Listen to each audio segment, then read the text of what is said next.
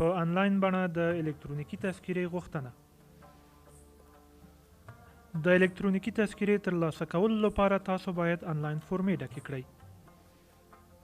د الکترونیکي تذکیرې انلاین فورمې څنګه ډکېږي؟ پروسه یې ډیره اسانه ده.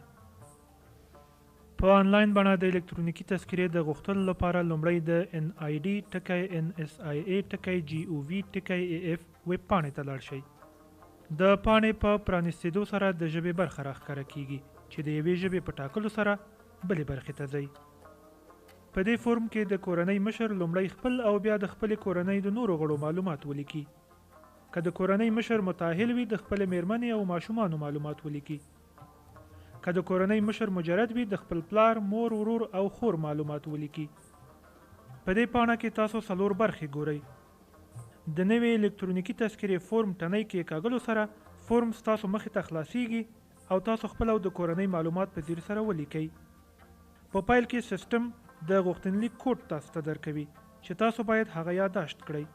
تاسو دا کوډ د نابشپړې شوې فورمې د بشپړېدو، پرنټ او تعقیب په موخه وروسته وکاروئ. د فورمې د ډکولو په وخت کې لارښود هرومرو ولولئ.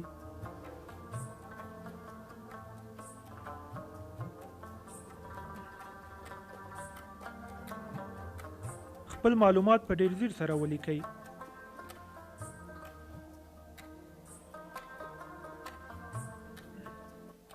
که چیرې د کورنۍ مشر مخکې الکترونیکي تذکیره اخیستې وي د هو ټنۍ کې کاږي او د خپلې الکترونیکي تذکیرې 14 عددي شمیرې ولیکي.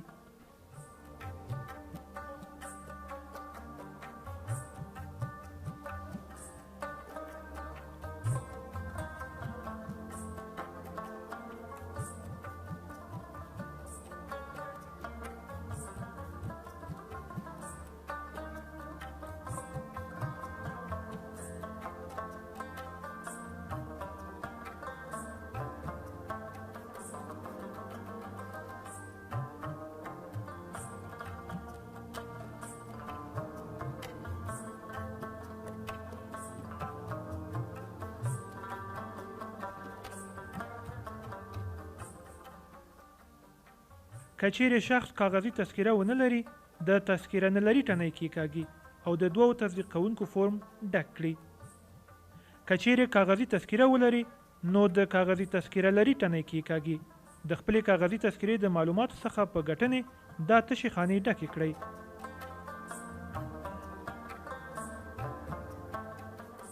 د دې ټنۍ په کارولو سره خپل انځور اپلوډ کړئ. انځور باید د JPG یا PNG یا PDF په فارمټ وي. د دې ټنۍ په کارولو سره د خپلې تذکیرې سکن شوی فایل اپلوډ کړئ. تذکیره باید د JPG یا PNG یا PDF په فارمټ وي. د ورکړل شوي معلومات خوندي کړئ. ټنۍ باندې په کلیک کولو سره خپل فورم په موقت ډول ثبت کړئ. د خپلې غوښتنې دا کوډ له ځان سره یادداشت کړئ.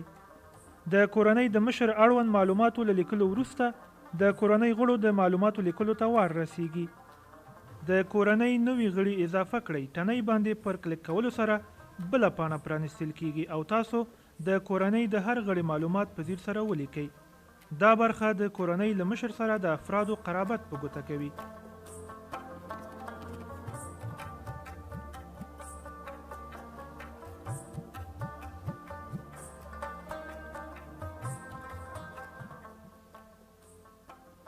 په دې برخه کې د هو او نه ټنۍ دا په ګوته کوي چې د کورنۍ کوم غړي غواړي تذکیره واخلي او کوم غړي یې نه غواړي.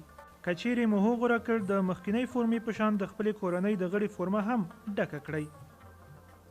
د کورنۍ نوي غړي اضافه کړئ. ټنۍ باندې پر کلیک کولو سره د کورنۍ نور غړي هم اضافه کړئ.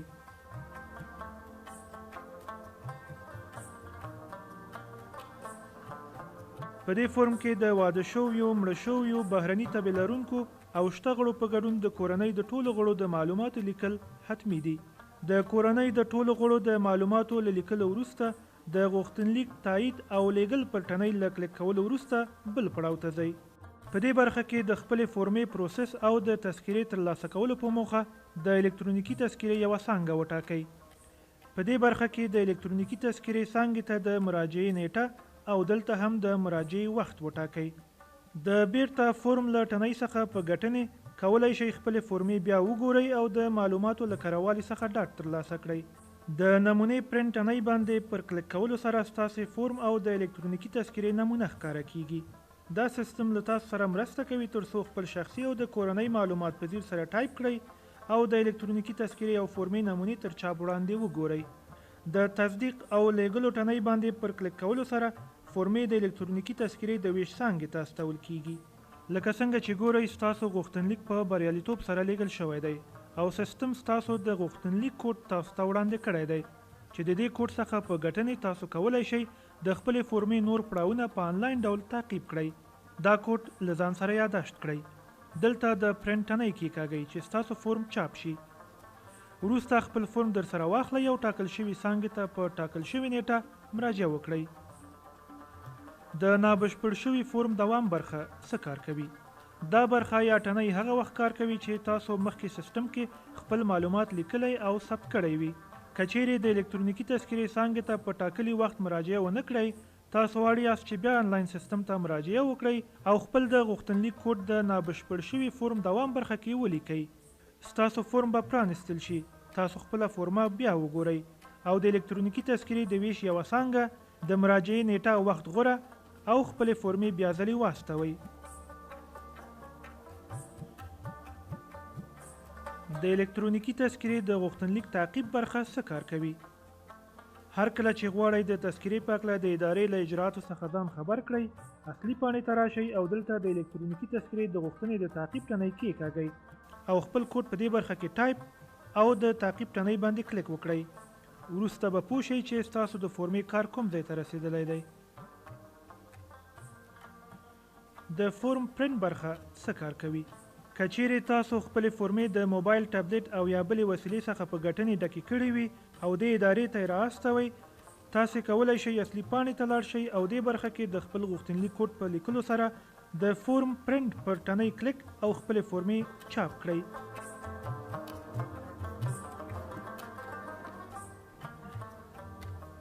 له انلاین فورمې څخه په ګټنې خپله الکترونیکي تذکره په وخت سره ترلاسه کړئ.